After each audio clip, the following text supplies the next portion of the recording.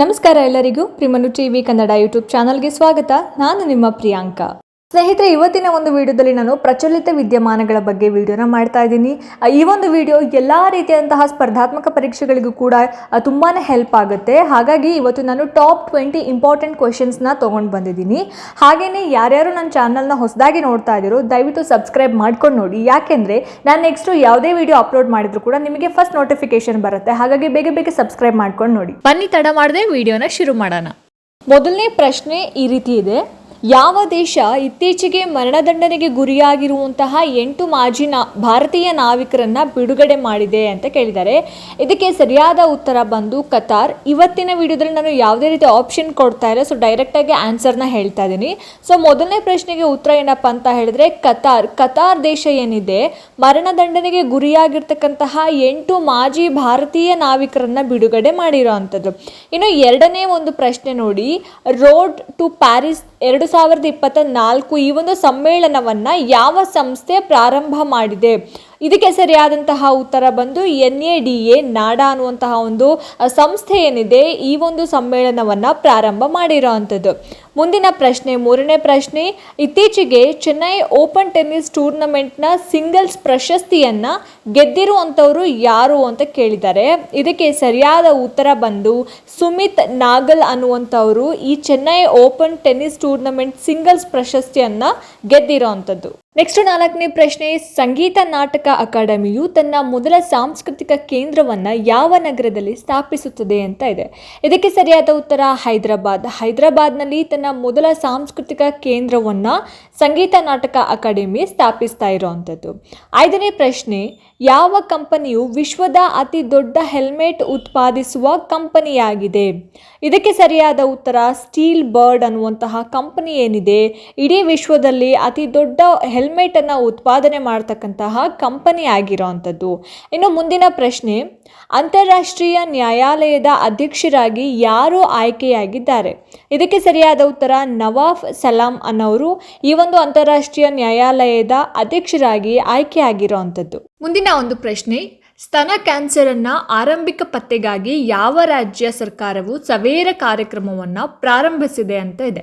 ಇದಕ್ಕೆ ಸರಿಯಾದ ಉತ್ತರ ಹರಿಯಾಣದಲ್ಲಿ ಈ ಒಂದು ಸವೇರ ಕಾರ್ಯಕ್ರಮವನ್ನು ಆರಂಭ ಮಾಡಿರೋವಂಥದ್ದು.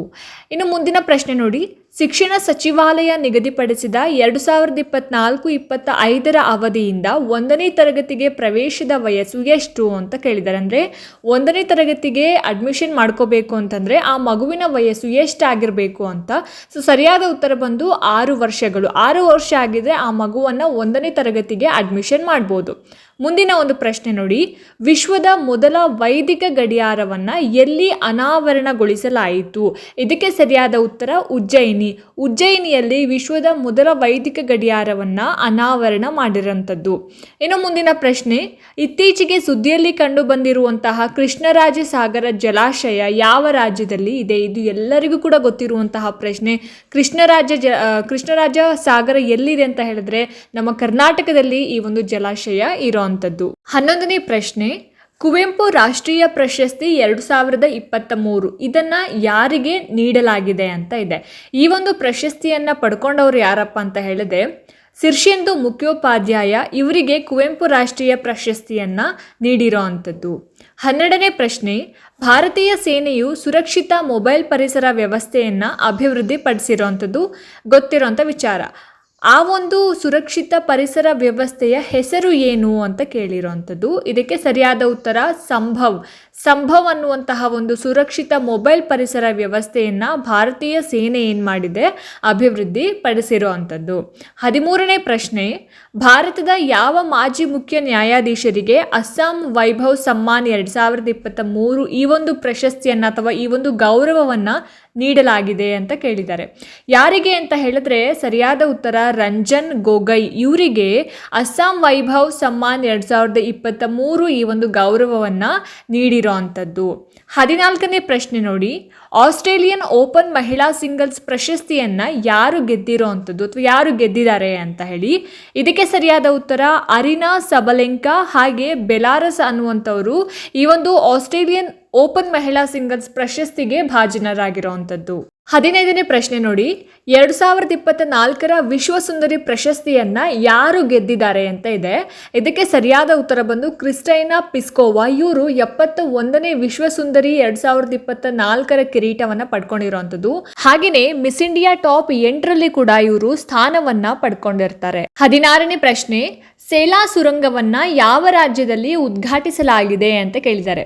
ಇದಕ್ಕೆ ಸರಿಯಾದ ಉತ್ತರ ಅರುಣಾಚಲ ಪ್ರದೇಶ. ಅರುಣಾಚಲ ಪ್ರದೇಶದಲ್ಲಿ ಈ ಒಂದು ಸುರಂಗವನ್ನ ಉದ್ಘಾಟನೆ ಮಾಡಿರೋವಂಥದ್ದು.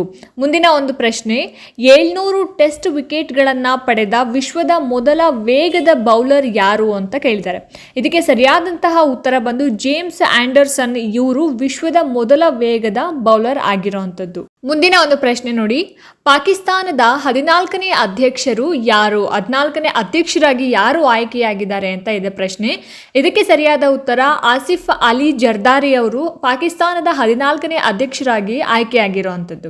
ಇನ್ನು ಮುಂದಿನ ಒಂದು ಪ್ರಶ್ನೆ ನೋಡಿ, ಡಾಕ್ಟರ್ ಅರವಿಂದ್ ಪನಗಾರಿಯಾ ಅವರ ಒಂದು ಅಧ್ಯಕ್ಷತೆಯಲ್ಲಿ 16ನೇ ಹಣಕಾಸು ಆಯೋಗದ ಮೊದಲ ಸಭೆಯನ್ನು ಎಲ್ಲಿ ಆಯೋಜನೆ ಮಾಡಿದ್ರು ಅಂತ ಇದೆ. ಇದಕ್ಕೆ ಸರಿಯಾದ ಉತ್ತರ ಬಂದು ನವದೆಹಲಿ. ನವದೆಹಲಿಯಲ್ಲಿ 16ನೇ ಹಣಕಾಸು ಆಯೋಗದ ಒಂದು ಮೊದಲನೇ ಸಭೆಯನ್ನ ಆಯೋಜನೆ ಮಾಡಿರ್ತಾರೆ. ಇನ್ನು ಈ ಒಂದು ವಿಡಿಯೋದ ಕೊನೆಯ ಪ್ರಶ್ನೆ ಬಹಳನೇ ಸುಲಭವಾಗಿರ್ತಕ್ಕಂತಹ ಪ್ರಶ್ನೆ ಇದು. ಯಾವ ಒಂದು ರಾಜ್ಯ ಸರ್ಕಾರ ನಿರುದ್ಯೋಗಿ ಯುವಕರಿಗಾಗಿ ಯುವ ನಿಧಿ ಯೋಜನೆಯನ್ನ ಪ್ರಾರಂಭ ಮಾಡಿದೆ ಅಂತ ಕೇಳಿದ್ದಾರೆ. ಇದಕ್ಕೆ ಸರಿಯಾದ ಉತ್ತರ ಬಂದು ಕರ್ನಾಟಕ. ನಮ್ಮ ಕರ್ನಾಟಕ ರಾಜ್ಯದಲ್ಲಿ ಯುವ ನಿಧಿ ಅಂತಕ್ಕಂತಹ ಒಂದು ಯೋಜನೆಯನ್ನ ನಿರುದ್ಯೋಗ ಯುವಕರಿಗೋಸ್ಕರ ಈ ಒಂದು ಯೋಜನೆಯನ್ನ ಪ್ರಾರಂಭ ಮಾಡಿರುವಂಥದ್ದು. ನೋಡಿದ್ರಲ್ಲ ಸ್ನೇಹಿತರೆ, ಇವತ್ತಿನ ಒಂದು ವಿಡಿಯೋದಲ್ಲಿ ನಾನು ಟಾಪ್ 20 ಕರೆಂಟ್ ಅಫೇರ್ಸ್ ಬಗ್ಗೆ ನಾನು ತಿಳಿಸ್ಕೊಟ್ಟಿದ್ದೀನಿ. ಹಾಗೆ ಈ ವಿಡಿಯೋ ನಿಮ್ಮೆಲ್ಲರಿಗೂ ಕೂಡ ಇಷ್ಟ ಆಗಿದೆ ಅಂತ ಭಾವಿಸ್ತೀನಿ. ಇಷ್ಟ ಆಗಿದ್ರೆ ದಯವಿಟ್ಟು ಲೈಕ್ ಮಾಡಿ, ಹಾಗೆ ನಿಮ್ಮ ಸ್ನೇಹಿತರಿಗೂ ಕೂಡ ಶೇರ್ ಮಾಡಿ. ನಿಮ್ಮ ಅನಿಸಿಕೆ ಅಭಿಪ್ರಾಯ ಏನೇ ಇದ್ರೂ ಕೂಡ ನನಗೆ ಕಾಮೆಂಟ್ ಬಾಕ್ಸ್ನಲ್ಲಿ ತಿಳಿಸಿ. ಹಾಗೆಯೇ ಸಬ್ಸ್ಕ್ರೈಬ್ ಮಾಡೋದನ್ನ ದಯವಿಟ್ಟು ಮರಿಬೇಡಿ. ಇದೇ ರೀತಿ ಹೆಚ್ಚಿನ ವಿಡಿಯೋಗಳಿಗೋಸ್ಕರ ನಿರಂತರವಾಗಿ ನನ್ನ ಚಾನಲನ್ನು ನೋಡ್ತಾ ಇರಿ. ಮುಂದಿನ ವಿಡಿಯೋಗಳಲ್ಲಿ ನಾನು ನಿಮಗೆ ಸಿಗ್ತೀನಿ. ಅಲ್ಲಿ ತನಕ ನಮಸ್ಕಾರ.